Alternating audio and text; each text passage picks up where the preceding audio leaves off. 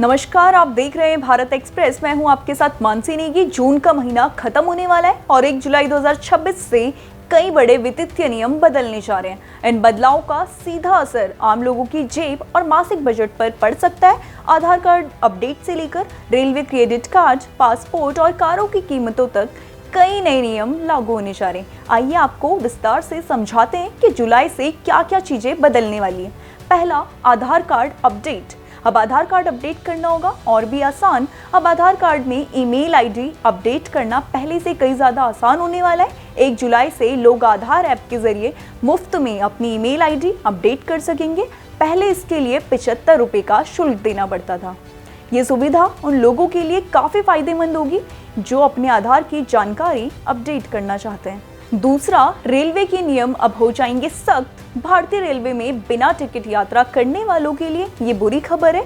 सरकार जुर्माने की राशि बढ़ाने की तैयारी कर रही है।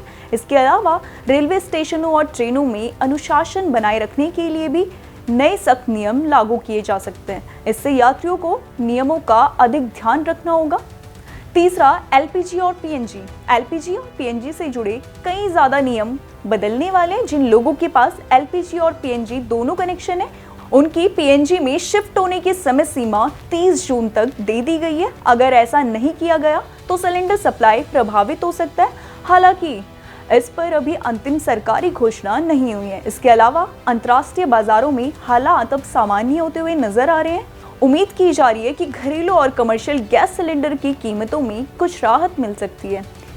चौथा, आईटीआर भरना अब और भी ज़्यादा आसान हो सकता है। आखिरी तारीख वित्त वर्ष 2025 से 26 के लिए आयकर रिटर्न्स यानी आईटीआर दाखिल करने की आखिरी तारीख 31 जुलाई 2026 कर दी गई है। अगर कोई व्यक्ति समय पर रिटर्न दाखिल नहीं करता तो उस पर साथ ही कुछ टैक्स लाभ भी छूट सकते हैं। इसलिए समय रहते आईटीआर भरना ज़रूरी हो गया है।